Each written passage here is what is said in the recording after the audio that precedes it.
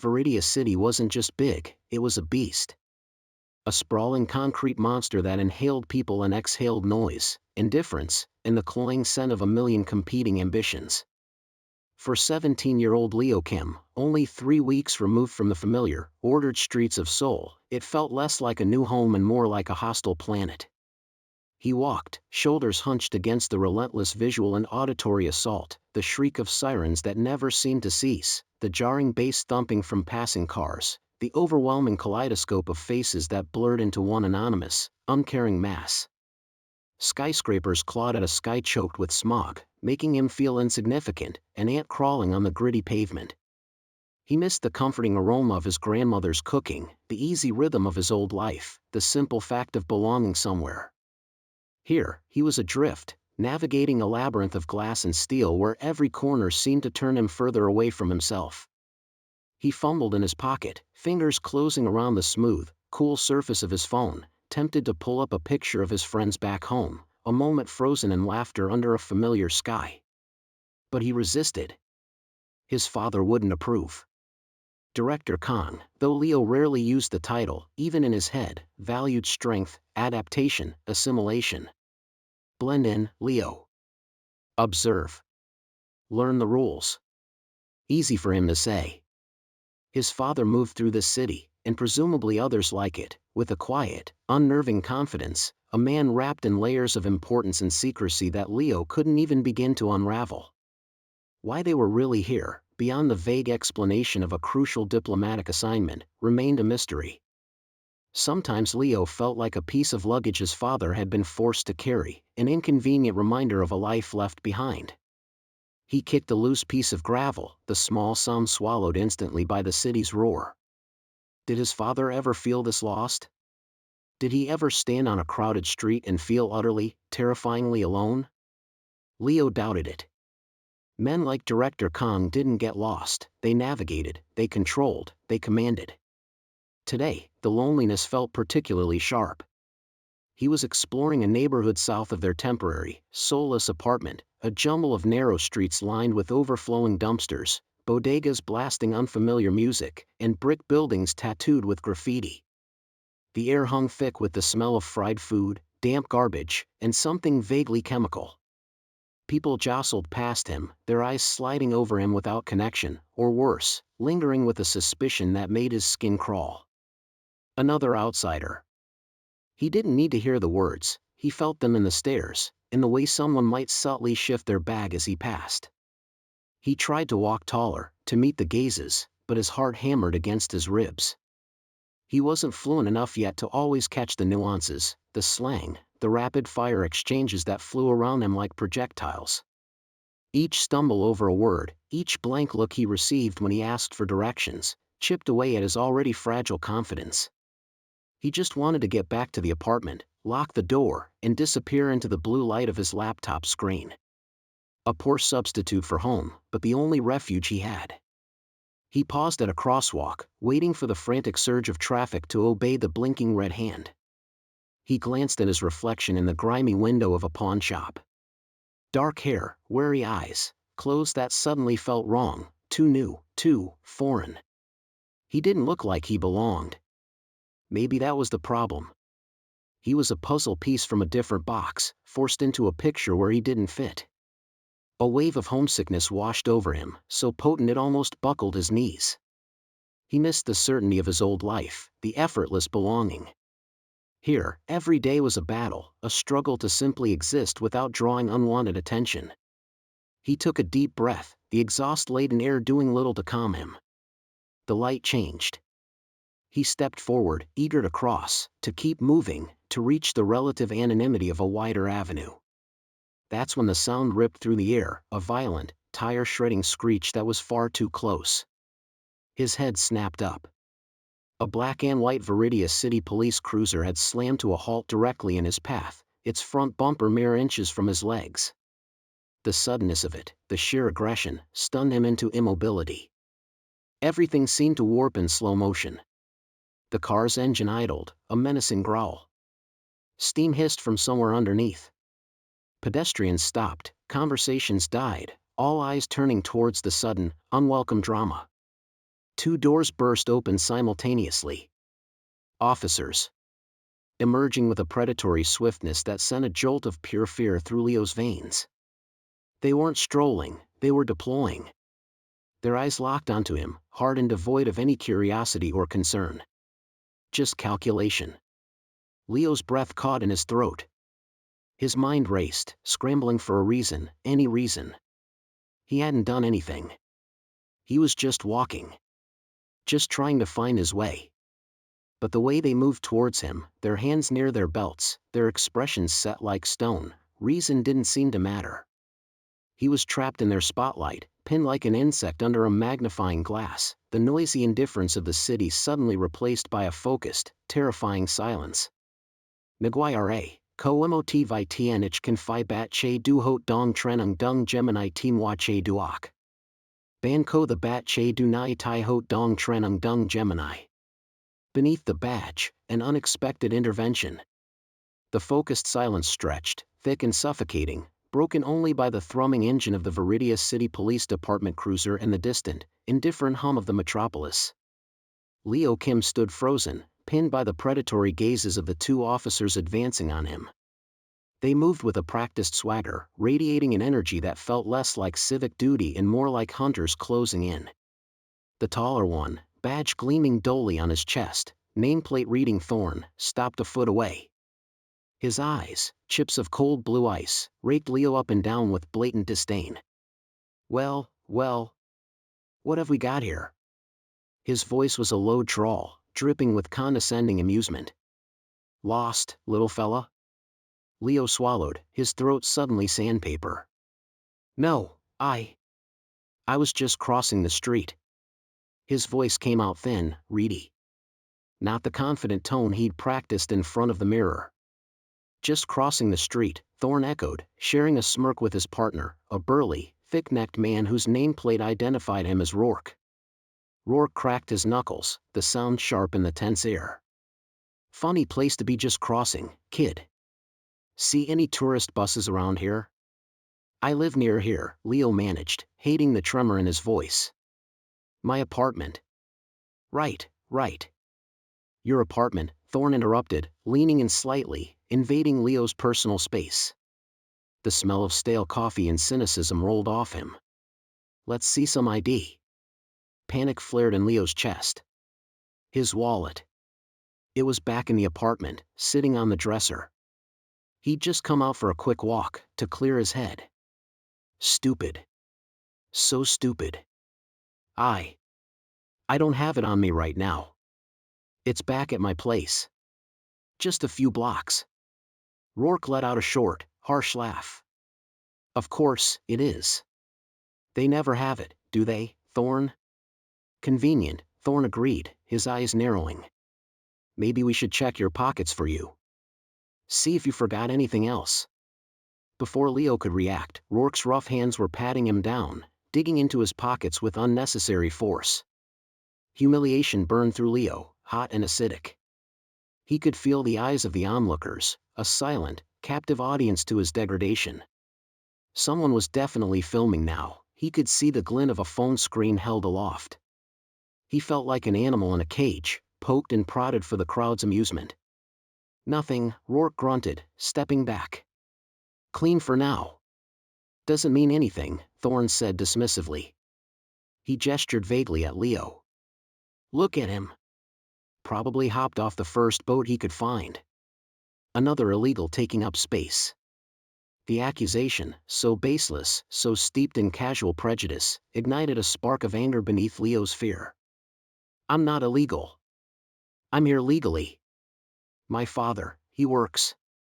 Thorn cut him off with a wave of his hand. Yeah, they all got a story. Works where? Scrubbing dishes? His lips twisted into a cruel smile. Look, kid, you fit the description of a suspect we're looking for in this area. Similar build, similar look. The pause was deliberate, loaded. So, unless you want to make this harder, you're coming with us down to the precinct. We'll figure out who you are there. But I didn't do anything. Leo protested, his voice rising despite himself. My father works for the government, He has connections. It was a desperate gamble, mentioning his father's vaguely defined importance. Thorne and Rourke exchanged another look, this one openly mocking. Oh, the government. Thorne chuckled. Is he the president? Secret agent? What flavor of bullshit are we serving today, Rourke? Maybe his dad's Batman, Rourke deadpanned, reaching out and grabbing Leo's arm just above the elbow. His fingers dug in like vices. Pain shot up Leo's arm. This was it. They were actually taking him. Helplessness washed over him, cold and paralyzing. And then, the sound changed again. A low, powerful growl, distinct from the city's usual cacophony, grew rapidly louder. Heads turned. Even Thorne and Rourke paused, momentarily distracted. A vehicle was approaching, fast. Sleek, black, impossibly long, it slid through the traffic like a shark parting water. It wasn't just a car, it was a statement. A Stygian sentinel, its windows tinted to an impenetrable obsidian, pulled up silently beside the police cruiser, radiating an aura of untouchable power. The rear door opened with a near-silent hydraulic hiss. A man emerged. Tall, impeccably dressed in a dark, tailored suit that spoke of quiet expense, not flashy brands. His movements were fluid, economical, utterly devoid of wasted energy. He surveyed the scene, the two officers, Leo held captive, the gawking bystanders, with eyes that were startlingly calm yet held an unnerving intensity. They were eyes that missed nothing. Director Kang. Leo's father. He didn't raise his voice. He didn't need to. His presence alone shifted the atmosphere on the street, sucking the oxygen out of the officers' bluster. Is there a problem here, officers? His voice was low, level, carrying easily over the traffic noise. It held no aggression, only pure, unadulterated authority. Thorne, momentarily thrown off balance, puffed himself up. Official police business, sir. This individual fits the description. Director Kang didn't even glance at Leo yet. His gaze remained fixed on Thorne. His description? Suspicious activity, Rourke chimed in, still gripping Leo's arm, though perhaps slightly less tightly now. Failure to provide identification. Kang took a slow step forward, his polished shoes clicking softly on the asphalt. He reached into his inner jacket pocket. Not for a wallet, but for a slim, metallic case. He opened it and extracted a single card, matte black, minimalist, bearing only a complex silver symbol Leo didn't recognize and a few lines of stark white text. He held it out to Thorne. Perhaps this will suffice. Thorne hesitated, then took the card. His eyes scanned it. Widened. Scanned it again. He looked up at Kang, his arrogant expression melting away, replaced by confusion, then a dawning, unmistakable fear. He swallowed hard. Omega Directorate? He stammered, the name barely a whisper. He thrust the card back at Kang as if it burned him. Rourke, seeing the look on his partner's face, instantly released Leo's arm as if scalded. He took an involuntary step back. The shift was palpable. The hunters had suddenly realized they might be facing something far more dangerous than they'd anticipated. The invisible shield of their badges felt suddenly flimsy. Kang retrieved his identification, replacing it calmly in its case. His gaze finally shifted to Leo, a flicker of something unreadable, concern, annoyance, before settling back on the officers. My son, he stated, the words simple but carrying immense weight. He seems distressed. Was there a need for physical restraint? Thorne paled further. No, sir. Just standard procedure. Misunderstanding. He was backpedaling fast. We were just verifying. I see, Kang said, his voice dangerously soft. He held their gazes for a long moment, letting the silence stretch. Then I trust your verification process is complete. Rourke nodded quickly, avoiding Kang's eyes. Thorne mumbled an affirmative. The authority they wielded moments ago had evaporated completely, leaving only nervous deference. They looked less like police officers and more like chastened schoolboys caught misbehaving. Kang gave a slight, almost imperceptible nod. A dismissal. Without another word, the two officers scrambled back into their cruiser, Thorne fumbling with the door handle. They didn't look back as they pulled away, merging quickly into the indifferent flow of Veridia City traffic. The small crowd of onlookers began to disperse, murmuring, their brief street theater concluded.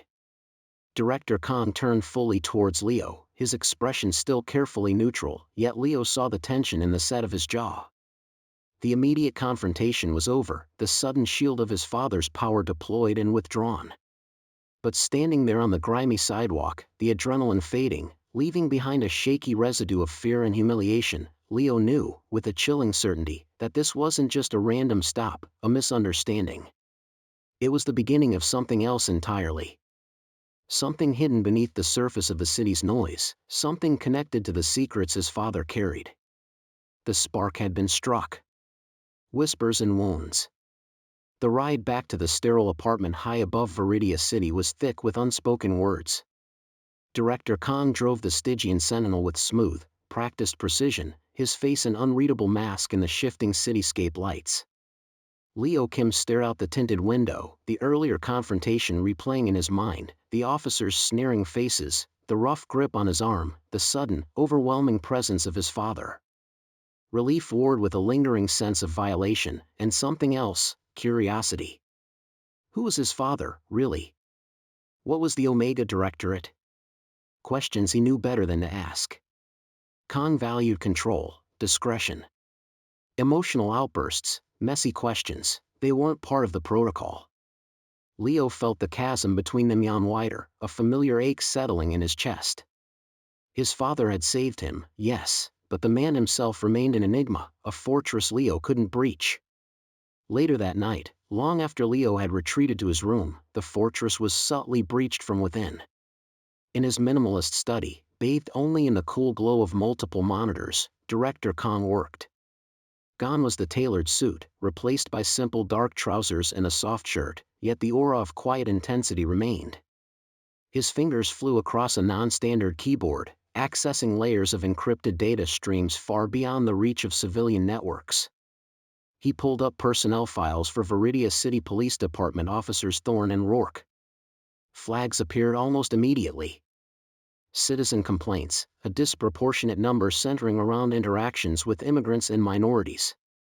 Accusations ranged from excessive force and verbal abuse to questionable searches and detentions.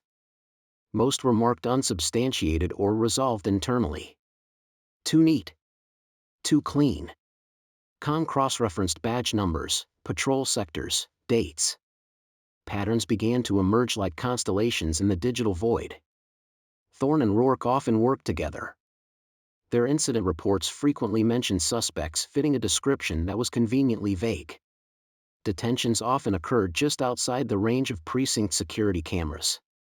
And then, a more disturbing thread, multiple complaints referenced pressure to pay exorbitant fines for minor infractions or vague processing fees through specific bail bondsmen or obscure legal offices.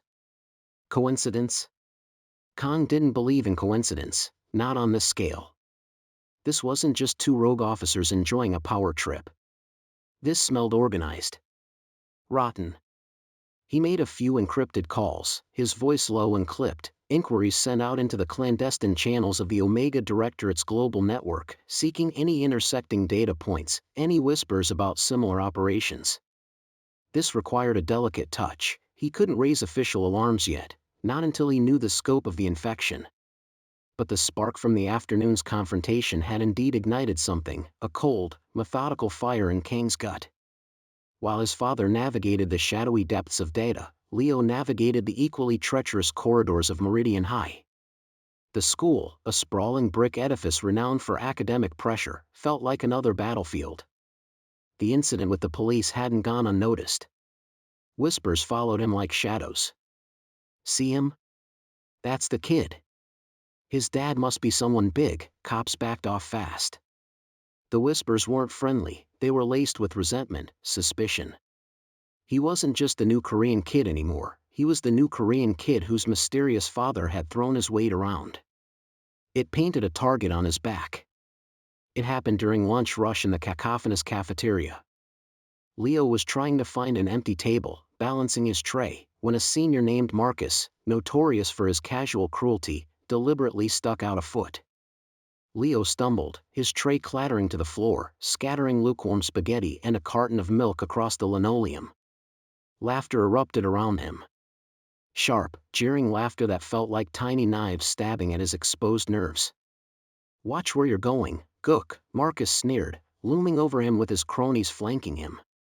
The slur, ugly and ignorant, hit Leo like a physical blow. Heat flooded Leo's face.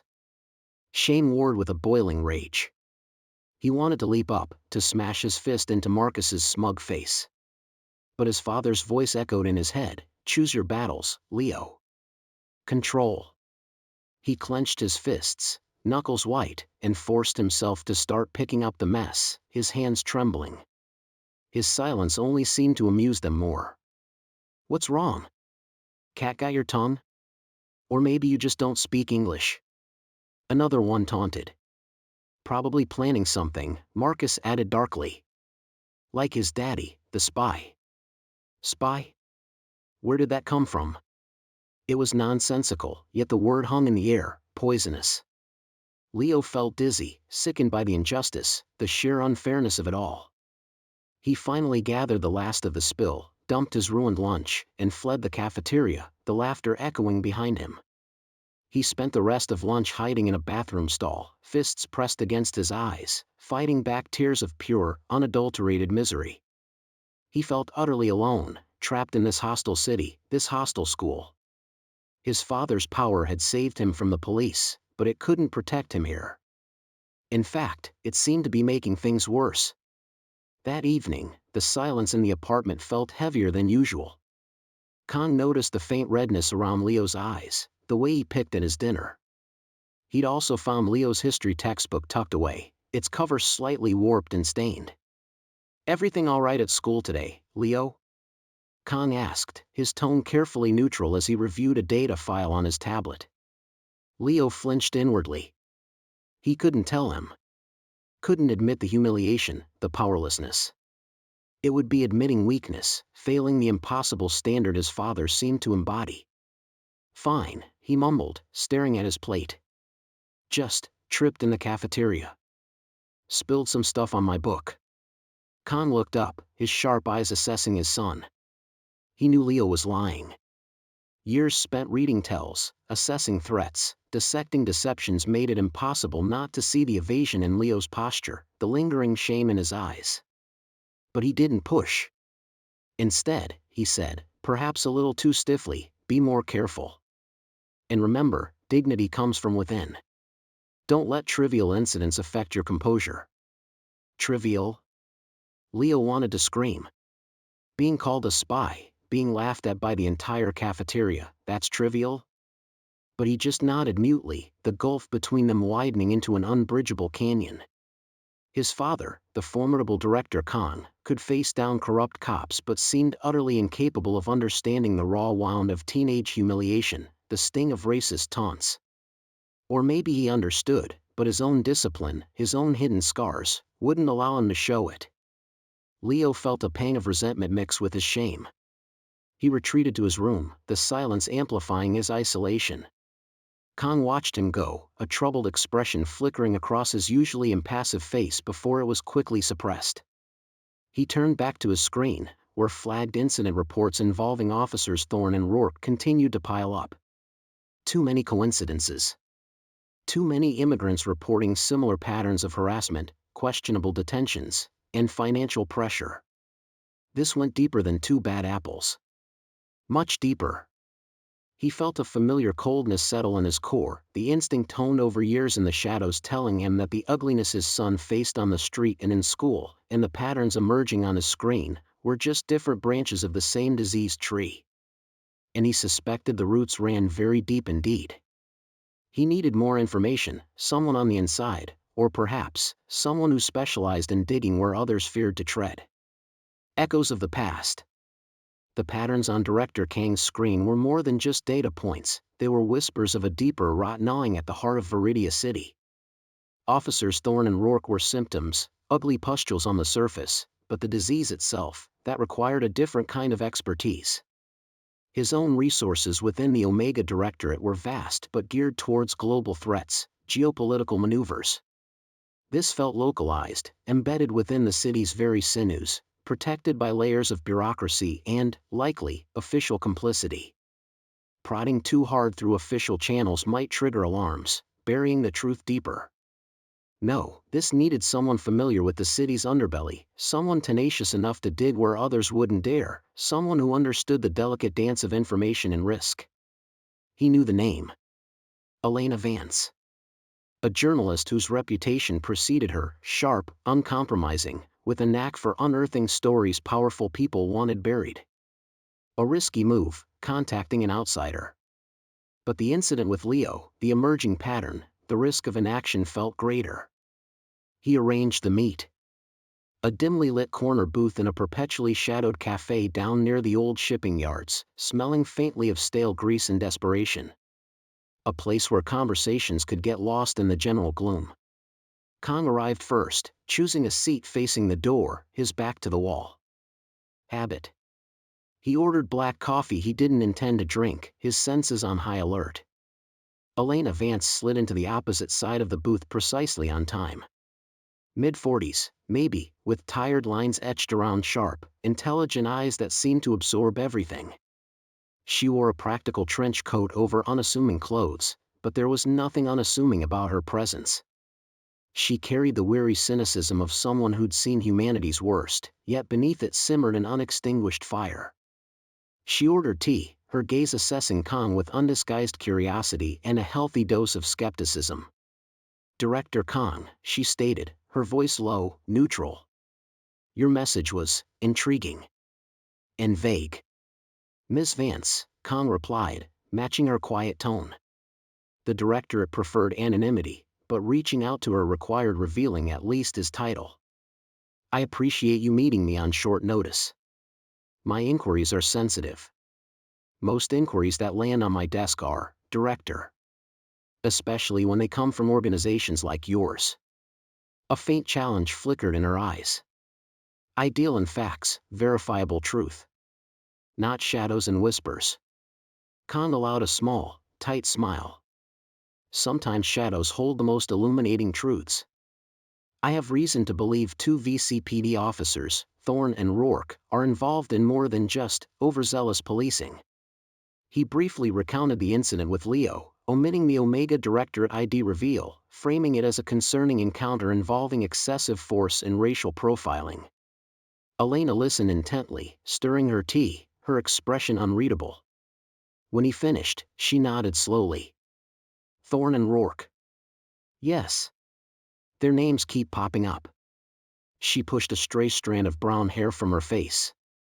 I've been looking into a pattern myself. Complaints from immigrants, mostly Hispanic, some Asian, about bogus stops, trumped-up charges, pressure to pay exorbitant legal fees to very specific lawyers to make it all go away. Files get lost, witnesses get intimidated, complaints dissolve into thin air. It's slippery. My findings mirror yours, Kang confirmed. The system seems designed to protect them, or perhaps, what they represent. Elena leaned forward slightly, her voice dropping further. It's bigger than just 2 beat cops, Director. Much bigger. I suspect a coordinated extortion racket, preying on people who are too scared or too powerless to fight back. People who know calling attention to themselves could mean deportation, regardless of their actual status. Her eyes hardened. My own daughter. Maya, she goes to Meridian High. She sees the kids there, the ones whose parents are terrified every time they see a uniform. She gets bullied sometimes for defending them. This rot, it poisons everything. The mention of Meridian High registered with Kang. Leo's school. A fragile thread connecting their separate worlds. He saw the conviction in Elena's eyes, the personal stake that fueled her professional tenacity. This wasn't just a story for her. Good. I believe you're right, Kang said. The connection seemed deliberately obscured, but the pattern is undeniable. He paused, choosing his next words carefully. This interest of mine, it's not entirely abstract. Elena raised an eyebrow, waiting. These officers, their methods feel familiar. Almost practiced. Elena's expression shifted. Understanding dawned in her eyes. She reached into her worn leather satchel and pulled out a faded manila folder. It looked old, handled many times. Practiced, yes. Because it's not new. She opened the folder, revealing old police reports, handwritten notes, grainy photographs. About 10 years ago, I started looking into something similar. Same precinct, different names at the top back then, but the same playbook. Extortion, targeting new arrivals.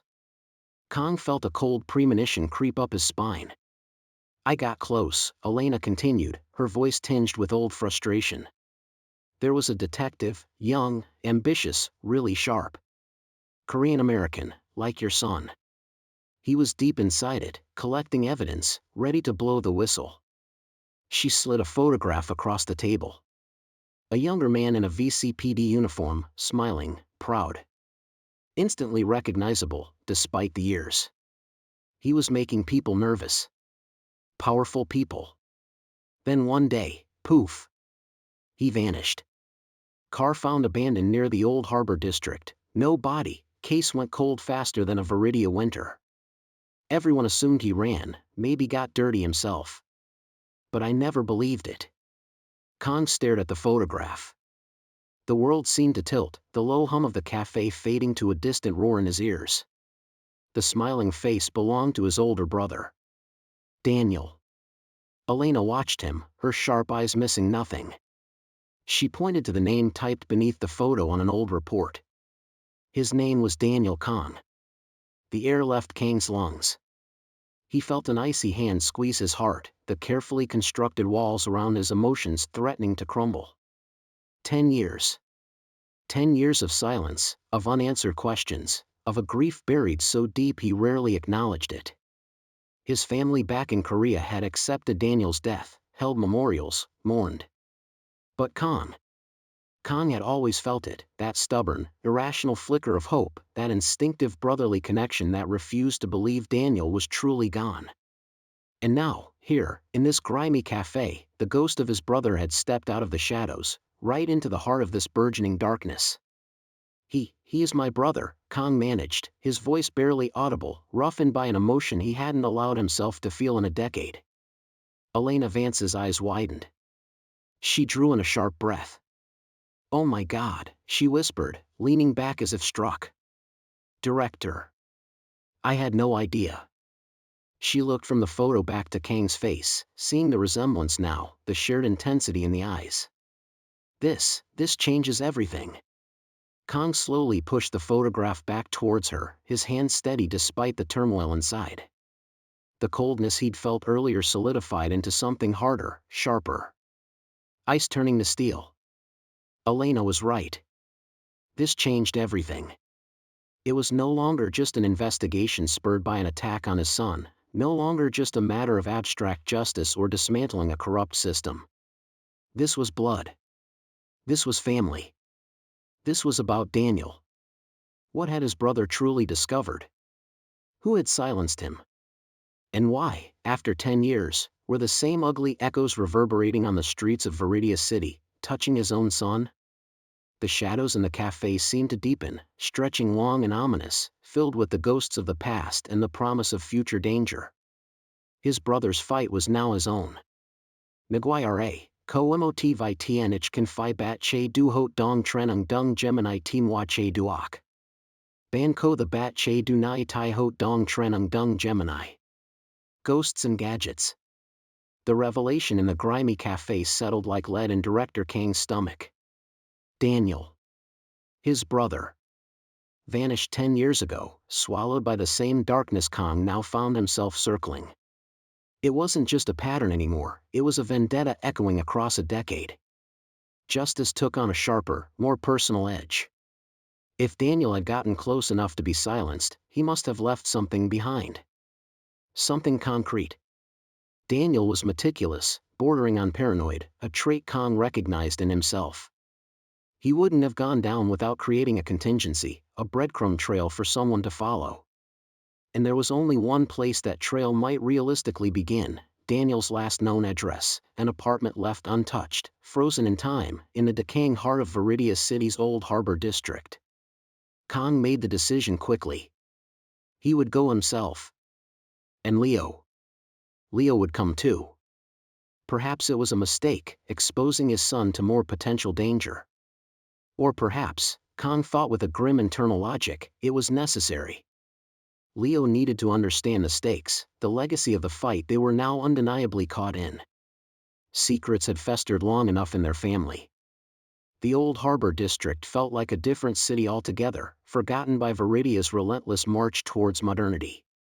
Salt corroded the wrought iron balconies, wind whistled through cracked window panes, and the air carried the tang of the nearby polluted estuary mixed with decay. Daniel's apartment building stood slumped between a boarded-up warehouse and a pawn shop specializing in nautical junk, its brick facade stained dark with grime and time. Kang used a discreetly acquired key. Omega Directorate resources were useful for bypassing mundane obstacles like lapsed rent and sealed properties, and the lock turned with a rusty groan. Inside, the air was thick, heavy with dust and the ghosts of stale cigarette smoke. Furniture huddled under ghostly white sheets. Motes danced in the weak afternoon light filtering through grimy windows. It was a time capsule, a snapshot of a life abruptly halted. Kang moved through the room slowly, his usual controlled movements subtly altered by the weight of memory. He ran a hand over a dusty bookshelf, his gaze distant. "Your uncle."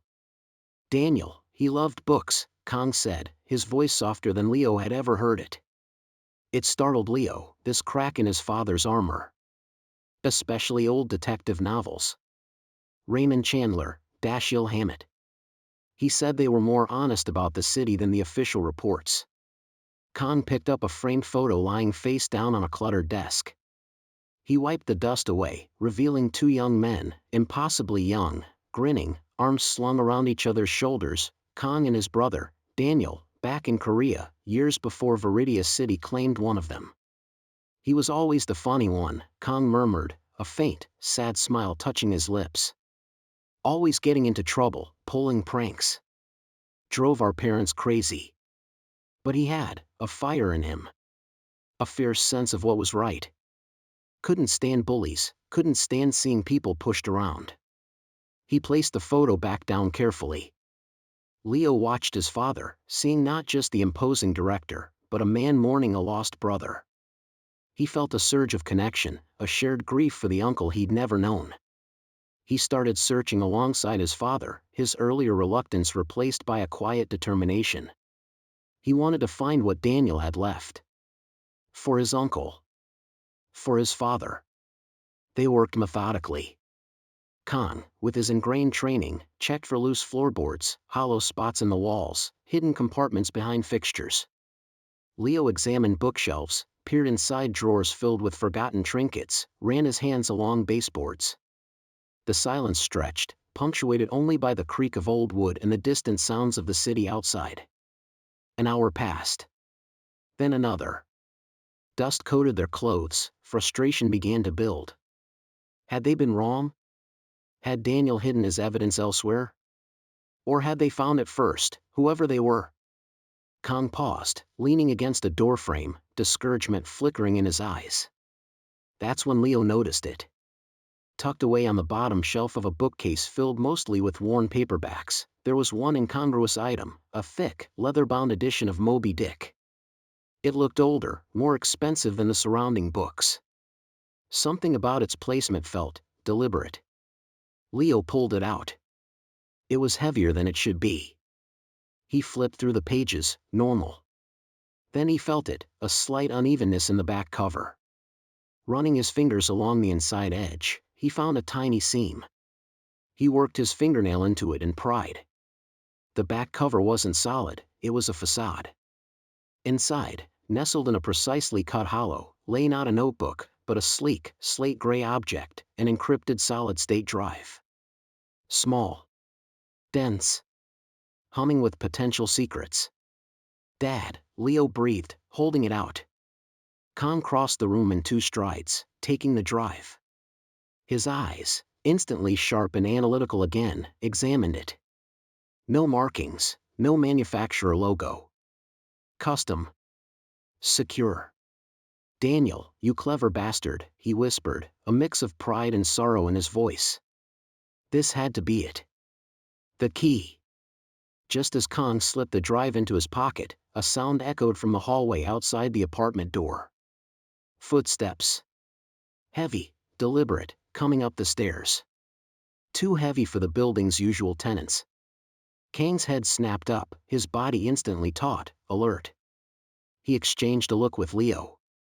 They weren't alone. Had they been followed? Or was this place watched? We need to go. Now, Kang hissed. He grabbed a small, ruggedized tablet from the discreet bag he carried, another piece of Directorate tech. Leo, your phone. Now. Take pictures. Everything on this drive if we can access it quickly. He jammed the SSD into a port on the tablet, his fingers flying across the screen, bypassing security layers with practiced speed. File directories bloomed, encrypted folders, logs, scanned documents. Start with these ledgers, Kang ordered, pointing to a folder marked simply Accounts.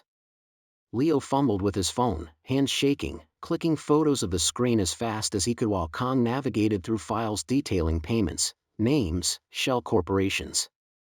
Names Leo recognized, the lawyers Elena Vance had mentioned, maybe others. It was dense, damning. Crash. The apartment door splintered inwards, kicked off its hinges. Standing framed in the doorway were not Thorne and Rourke, but 2 other men. Dressed in dark tactical gear, faces obscured by masks, moving with lethal efficiency. Definitely not VCPD. These were professionals. Sent to clean up. Kang reacted instantly. He shoved Leo behind him, simultaneously slamming the tablet shut and yanking the SSD free. Run! Back window! He yelled, pulling a compact, unfamiliar sidearm from concealed holster. He fired 2 precise shots, not to kill, but to deter, forcing the intruders to take cover for a precious second. Leo scrambled towards the grimy window overlooking a narrow, trash-filled alley. He fumbled with the stuck latch as Kang engaged the intruders, the small apartment echoing with suppressed gunfire and shattering plaster. The latch finally gave. Leo threw the window open and slithered out, dropping heavily into the alley below, landing awkwardly but adrenaline masking the pain. He looked up just as his father repelled one attacker with a brutal close-quarters move and vaulted through the window after him. Did you get it? The upload? Kang grunted, landing beside Leo, already scanning the alley exits. Some pictures, started upload to Elena. Leo gasped, holding up his phone, screen cracked from the fall. Good enough. Move! Kang grabbed Leo's arm, pulling him towards the deeper shadows at the end of the alley as footsteps pounded above them at the broken window. They sprinted, weaving through overflowing dumpsters and discarded debris, the sounds of pursuit echoing behind them.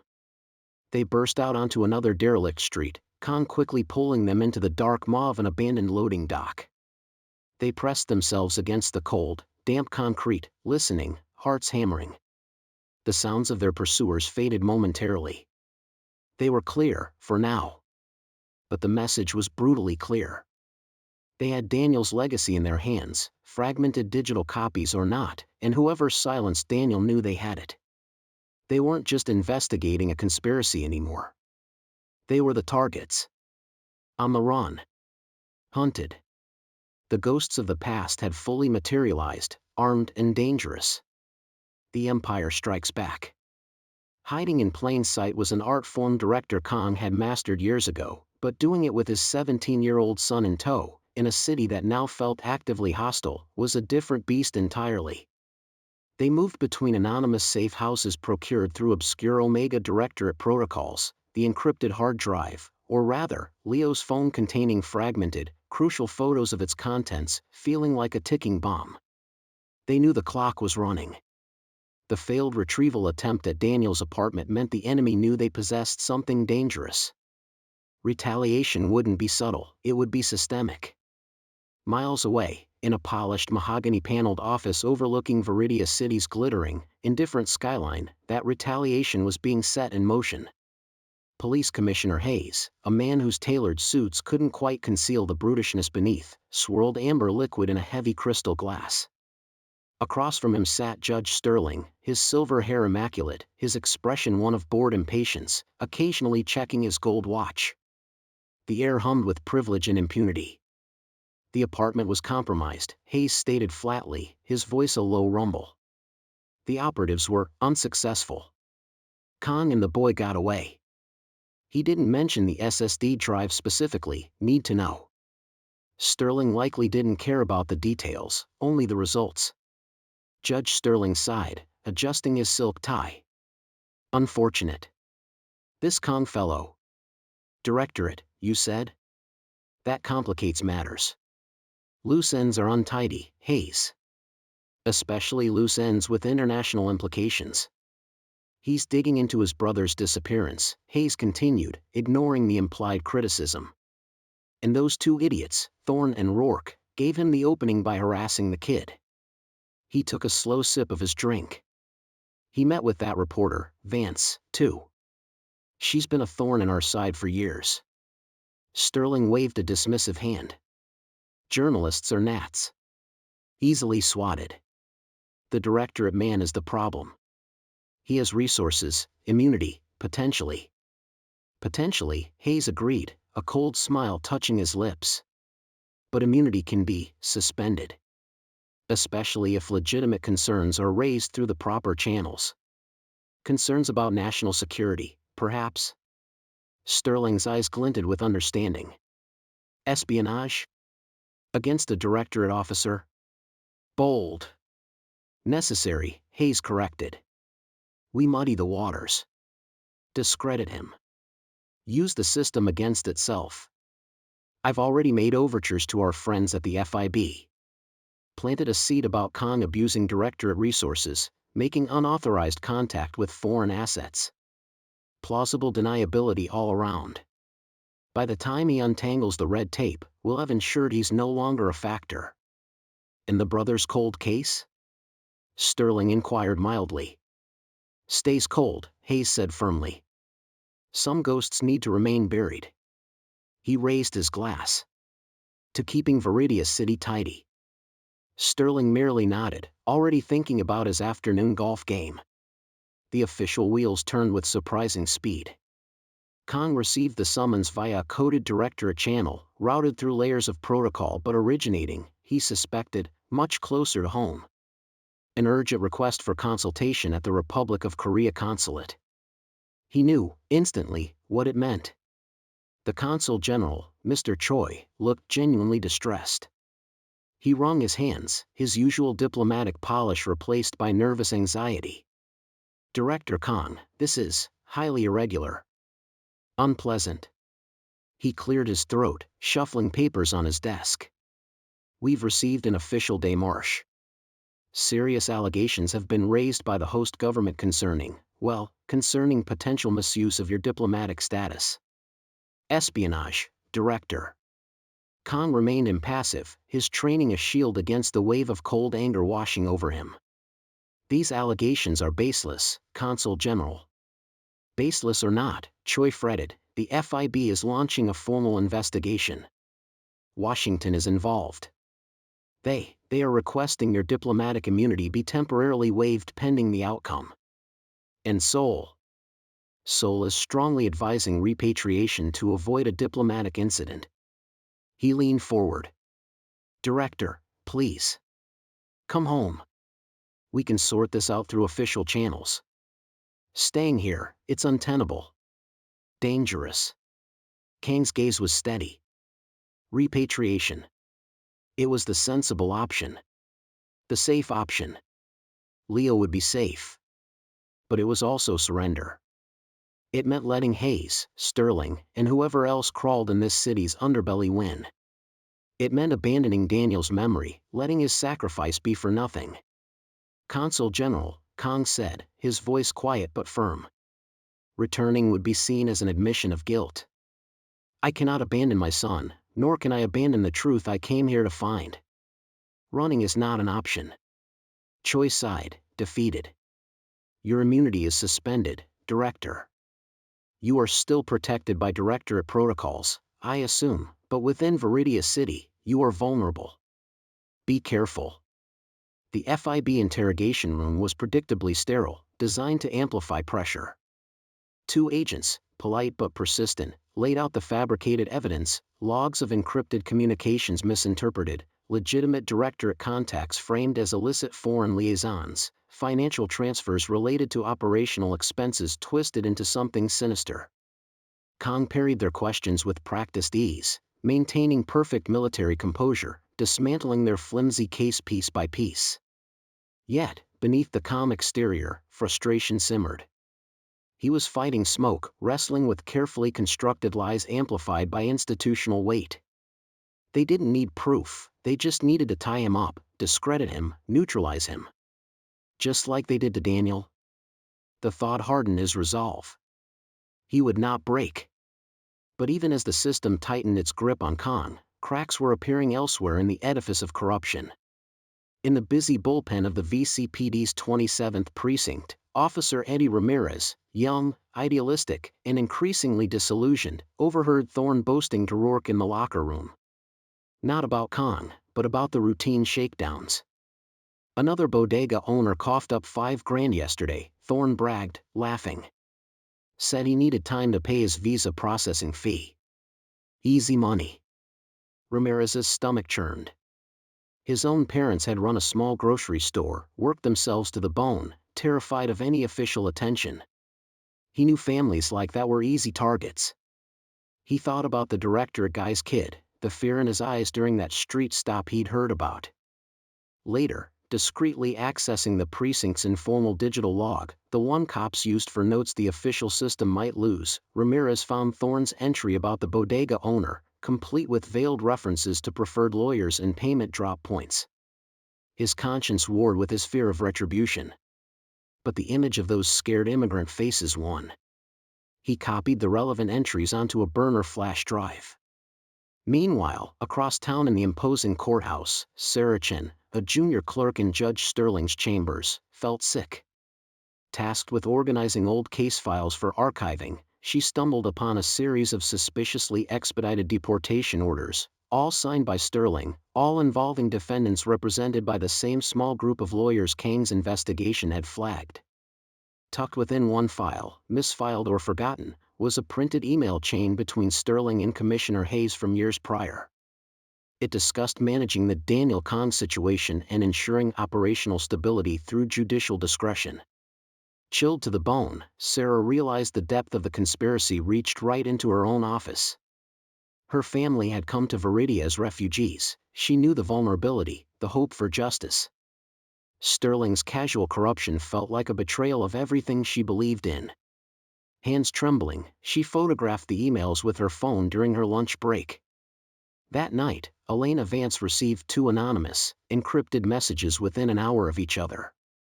One contained precinct logs detailing street-level extortion tactics and names. The other contained photos of emails explicitly linking Judge Sterling to Commissioner Hayes and the cover-up of Daniel Kang's investigation 10 years prior.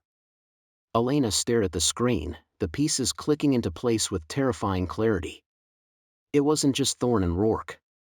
It wasn't just Sterling and Hayes. It was a network, deep-rooted and protected at the highest levels.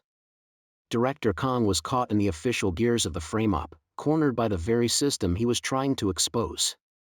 But now, thanks to a disillusioned rookie cop and a brave clerk, she held the dynamite needed to potentially blow the whole rotten structure wide open. The question was, could she deploy it before the walls closed in completely on Kang and his son? Resurrection and reckoning. Elena Vance stared at the encrypted files flickering on her laptop screen, the pieces falling into place with sickening clarity. The precinct logs from Officer Ramirez painted a grim picture of street-level extortion, while Sarah Chen's photographed emails provided the devastating link. Judge Sterling, knee-deep in the conspiracy, coordinating with Commissioner Hayes himself, referencing the silencing of Daniel Kang a decade ago. Director Kang was right, the rot ran deep, protected by the very institutions meant to uphold the law. He was caught in their crosshairs, facing trumped-up espionage charges, diplomatic immunity evaporating. Time was running out. But now, Elena held the keys. Not just keys to Kang's vindication, but potentially keys to unlocking the truth about his brother's fate. She knew what she had to do. It was time to resurrect the ghost. The special investigative hearing had been convened hastily, spurred by carefully leaked information from Elena's articles and quiet, high-level pressure Kang suspected originated from concerned factions within the FIB or even his own Omega Directorate, alerted via back channels. The official pretext was reviewing VCPD handling of immigrant complaints, specifically concerning officers Thorne and Rourke. But everyone in the packed, tense room, city officials, lawyers, a nervous-looking Judge Sterling presiding under duress, FIB observers, and a gallery buzzing with reporters including Elena Vance, knew the real target was Commissioner Hayes, who sat stony-faced beside the judge, projecting an air of offended authority. Director Kang watched remotely from a secure location, Leo beside him, the boy's face pale but resolute. The proceedings droned on, a predictable dance of bureaucratic obfuscation. Thorne and Rourke offered carefully rehearsed denials and justifications. Then, the lead investigator called an unscheduled witness. A murmur went through the room as the rear doors opened. A man walked in, flanked by two plainclothes security personnel Elena had arranged. He was older than the smiling photo Kang kept, thinner, lines of hardship etched onto his face, a visible scar tracing his temple. But the eyes held the same fire Kang remembered. He walked with a slight limp but carried himself with the unmistakable bearing of a cop. He reached the witness stand, raised his right hand, and stated his name, his voice clear and steady, resonating through the stunned silence. "My name is Daniel Kang. Former detective, Veridia City Police Department." Chaos erupted. Gasps, frantic whispers, reporters scrambling. Judge Sterling's gavel hammered uselessly. Commissioner Hayes' face went ashen, his composure finally cracking. Leo gasped beside his father, gripping Kang's arm. Kang himself felt a jolt, a wave of complex emotion, shock, relief, grief, washing over him, though his expression remained a mask of iron control. Daniel was alive. Once order was partially restored, Daniel began to speak. Calmly, methodically, he laid bare the truth he had uncovered 10 years prior.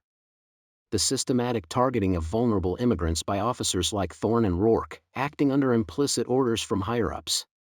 The network of specific lawyers and bail bondsmen used to extort families under threat of deportation or fabricated charges. The forged documents, the witness intimidation. He detailed how his investigation led him closer and closer to the top, to then Deputy Commissioner Hayes and Judge Sterling, who facilitated the scheme through judicial manipulation and quashed internal investigations. He described the threats he received, the warnings to back off. And then, the night he vanished. An ambush. Left for dead near the old harbor, rescued by a dock worker who helped him disappear, living off-grid, waiting, watching, for a chance to expose them without getting killed for good. Elena Vance had found him months ago, convinced him it might finally be time, protecting him until the pieces Sarachan provided confirmed the conspiracy was still active, still run by the same men. He pointed directly at the bench. Commissioner Hayes orchestrated the extortion. Judge Sterling ensured the legal roadblocks, the buried cases, the impunity. They tried to silence me 10 years ago because I had the proof. Sterling leaped to his feet, sputtering objections, face purple with rage. This is unsubstantiated. Lies from a disgraced officer. Hayes remained frozen, his face a mask of fury and disbelief. Suddenly, a sharp crack echoed through the hearing room, oddly muffled. Not a gavel. Daniel Kang stiffened, a red stain blossoming rapidly on his crisp white shirt, high on his shoulder. He staggered, clutching the wound, his eyes wide with shock before collapsing behind the witness stand. More chaos. People screamed, ducked for cover. Security personnel surged forward, tackling a figure in the gallery trying to blend into the panic, one of Hayes' known security details, a silenced pistol clattering away. Elena Vance was already dialing, relaying information. Director Kang watched the monitor, his knuckles white where he gripped the edge of the table. He saw Daniel fall, saw the immediate response. Ice-cold rage filled him, but his actions were precise. He stood, turning to Leo. "Stay here. Secure connection." Then he walked out, not towards the remote feed's exit, but towards a different, prearranged door leading outside the secure location. Moments later, Director Kang emerged into the frenzy of flashing cameras and shouting reporters already converging on the hearing location, alerted by Elena. His face was grim, his eyes blazing with controlled fury. He stepped up to the nearest microphone, his voice cutting through the din. "My name is Director Kang," he announced, his voice ringing with authority. "The man shot inside that hearing room is my brother, Detective Daniel Kang. 10 years ago, he tried to expose the corruption rotting this city, orchestrated by Commissioner Hayes and Judge Sterling. They tried to silence him then, and they tried again today." He paused, his gaze sweeping over the stunned faces. "This stops now. This is no longer just about my brother, or my son who was harassed by their thugs. This is about every family preyed upon by this corrupt system. I will use every resource at my disposal. I will not rest until Hayes, Sterling, and every single person involved in this conspiracy faces justice. The truth will prevail." He turned sharply and walked back inside, leaving a firestorm of questions and flashing bulbs in his wake. Meanwhile, across town, acting on information from Officer Ramirez via Elena, Leo and Maya Vance were putting their own risky plan into action. They sat huddled in a booth at the back of a noisy, dimly lit cop bar near the 27th precinct, pretending to share homework notes over sodas. Maya had activated the recording app on her phone, slid discreetly onto the table. Officers Thorne and Rourke were at the bar, several drinks in, voices loud and slurring. "Stupid Directorate spook," Thorne grumbled, slamming his glass down. "Thinks he can just waltz in, should have finished the kid when we had the chance." "Nah, Hayes wants him discredited first," Rourke slurred. "Make him run back home with his tail between his legs. Like his brother, almost." He chuckled darkly. 15 grand that last family paid. Barely broke a sweat. He bragged about the process, the fear tactics, the specific lawyers involved. It was all there, boastful, ugly, damning. Suddenly, Thorne glanced towards their booth, eyes narrowed suspiciously. Leo froze, heart pounding. Maya quickly buried her face in her textbook. Thorne stared for a long moment, then shrugged, turning back to his drink. "Close call." Maya carefully stopped the recording. They slipped out unnoticed moments later, clutching the phone like a holy relic. The convergence was swift.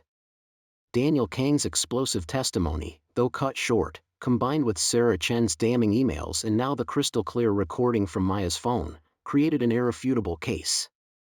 An uncompromised FIB team, alerted by Elena and possibly nudged by Directorate liaisons working behind the scenes, moved decisively. Judge Sterling was quietly arrested in his chambers, his face crumpling in disbelief. Thorne and Rourke were pulled from their patrol car later that day, handcuffed and shoved into unmarked vehicles in front of stunned onlookers. The initial wave had struck. The lower rungs of the conspiracy were falling. Daniel Kang was rushed into surgery, his condition critical but stable for now. But Commissioner Hayes was still out there. And he knew the game was almost up. Cornered, the last stand. With Judge Sterling in cuffs and Thorne and Rourke facing a mountain of evidence, the intricate web of corruption Commissioner Hayes had meticulously woven for years began to unravel with shocking speed. But Hayes himself, the spider at the center, had vanished. He was a ghost in the system he once commanded, using every dirty trick, every hidden bolt hole learned over a career built on secrets and intimidation. Veridia City held its breath. The FIB, now fully mobilized and cooperating uneasily with Director Kang's discreet Directorate liaisons, launched a citywide manhunt. Checkpoints materialized, airports were watched, known associates were sweated under bright lights. Yet, Hayes remained elusive, a phantom moving through the city's shadows. But Hayes hadn't counted on the city fighting back.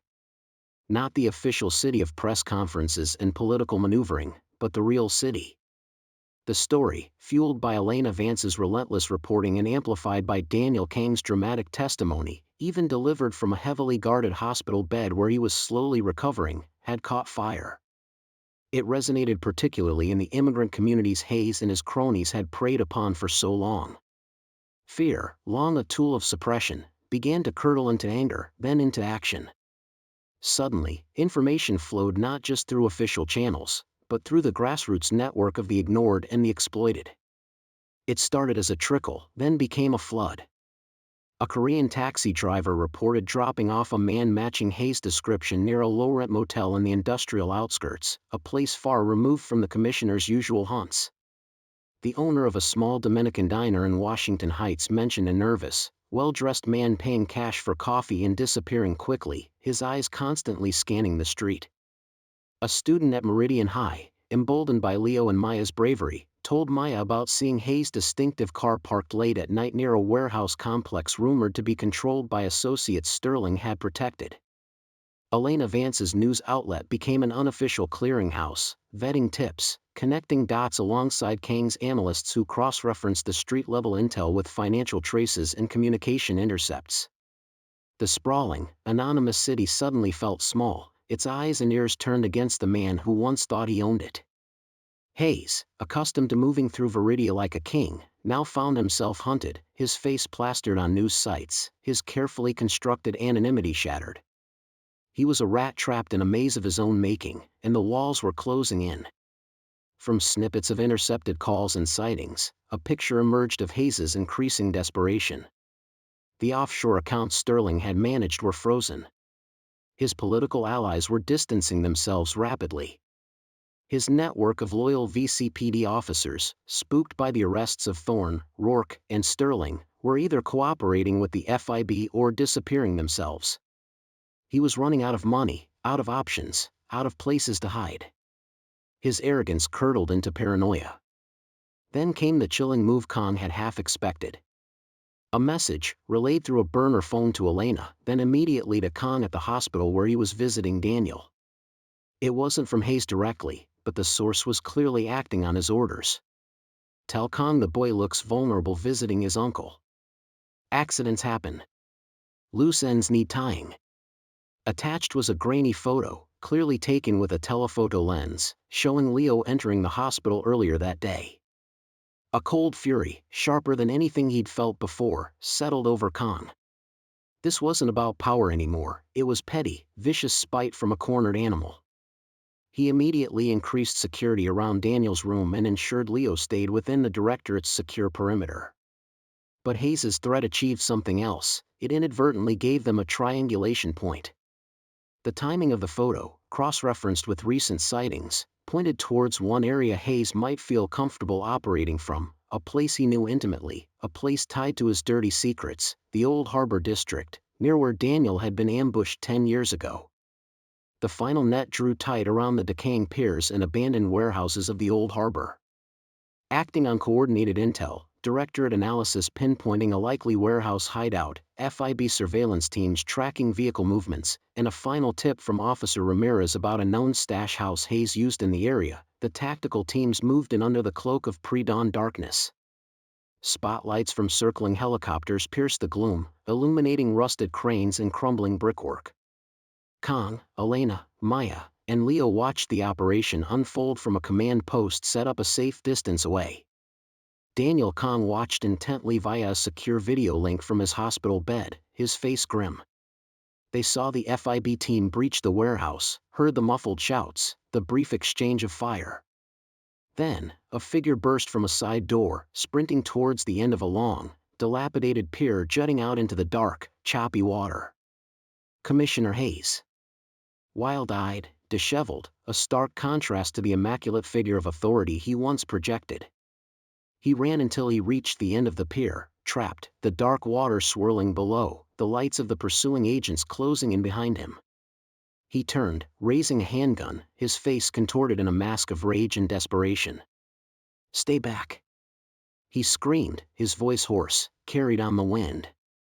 "I won't go to prison. I built this city. I protected it. An FIB negotiator tried to talk him down, their voice calm through a loudspeaker, but Hayes wasn't listening. He waved the gun erratically. You don't understand. These illegals, the trash, they're ruining everything. I did what needed to be done. I am the law. He glanced wildly towards the distant command post, his eyes seeming to lock onto Kang and Leo for a chilling moment. He raised the gun, not towards the agents, but pointing vaguely in their direction, a final, impotent gesture of defiance and threat. Some things, Kang said quietly, putting a hand on Leo's shoulder, gently turning him away from the direct line of sight, you don't need to see. Elena pulled Maya closer, shielding her eyes. A single, sharp report cracked through the pre-dawn air, echoing across the water. When they looked back, Hayes was gone, vanished from the end of the pier. A moment of stunned silence, then the urgent chatter of radios, the coordinated movement of the agents securing the scene. It was over. The reign of Commissioner Hayes had ended not with a defiant blaze of glory, but with a desperate plunge into the darkness he had cultivated for so long. A profound exhaustion settled over Kang, the tension draining away, leaving behind the hollow ache of battles won at great cost. He looked at Leo, saw the complex mix of fear, relief, and dawning understanding in his son's eyes. He simply nodded, a silent acknowledgement passing between them. This chapter, at least, was finally closed. The city, wounded and scarred, could perhaps begin the slow, arduous process of cleaning its deepest wounds. Roots and wings, a new beginning. 6 months. 6 months since the dramatic fall of Commissioner Hayes, a period that felt both like a lifetime and the blink of an eye for Veridia City, and especially for the Kang family. The relentless city hadn't stopped its frantic pulse, but something had shifted beneath the surface noise. The whispers in immigrant communities weren't just fearful anymore, they held notes of defiance, of possibility. Reforms, slow and contested, were starting within the VCPD. The wound Hayes and his network had inflicted was deep, but the city was showing signs, however tentative, of wanting to heal. Veridia City Hall's grand ballroom, usually reserved for political galas and stuffy receptions, was filled with an unusual mix of people. Stern-faced FIB agents stood alongside community activists clutching worn photos. City officials mingled awkwardly with families who, just months ago, would have been terrified to enter the building.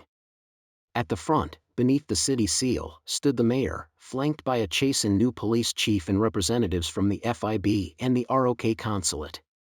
Today was about recognition, about drawing a line under a dark chapter. Director Kang stood tall, his usual impassive mask softened slightly around the eyes. Beside him, Leo Kim, no longer hunched and uncertain, carried himself with a quiet confidence that hadn't existed 6 months prior.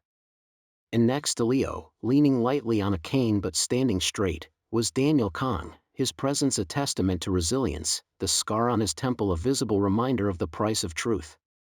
Elena Vance was there too, notepad mostly ignored for once, a rare, genuine smile gracing her features as she stood with her daughter, Maya. Even Officer Eddie Ramirez and Sarah Chen were present, seated discreetly near the front, their quiet courage acknowledged with respectful nods from those who knew their role. The mayor spoke of shadows being brought into the light, of systemic failures, and of the extraordinary courage of ordinary people, and some not-so-ordinary people. Medals were awarded, civic valor citations for Director Kang, Daniel Kang, and Leo Kim. Elena Vance received a special commendation for journalistic integrity. The mayor spoke of the Immigrant Dignity Act, new legislation fast-tracked in the wake of the scandal, establishing stricter oversight of police conduct, independent review boards, and protections for whistleblowers. It wasn't a magic wand, everyone knew that, but it was a start. A tangible outcome born from their harrowing ordeal. The Hayes-Sterling extortion network had been dismantled.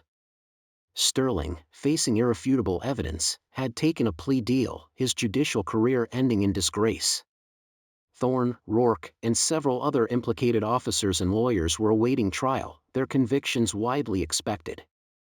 The city's political landscape had been shaken, careers ruined, uncomfortable questions asked about who knew what and when. Change was messy, incomplete, but undeniably underway. and the Kangs were adapting to their new reality. Daniel, cleared of all suspicion and his VCPD detective's shield symbolically returned, had declined reinstatement. Instead, he'd accepted a consulting role at the police academy, focusing on ethics reform and community engagement training. "Someone needs to teach the rookies how not to become Thorn and Rourke," he'd said wryly, the fire back in his eyes, tempered now with hard-won wisdom.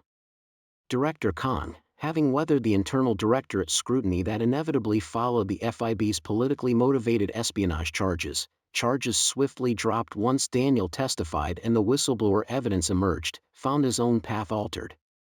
The Omega Directorate, recognizing both the threat exposed and Kang's unique experience, had established a new internal task force focused on transnational corruption exploiting vulnerable populations. Kang was appointed its first head. His mission had become global, but its roots were firmly planted in the fight for his brother and son in Veridia City.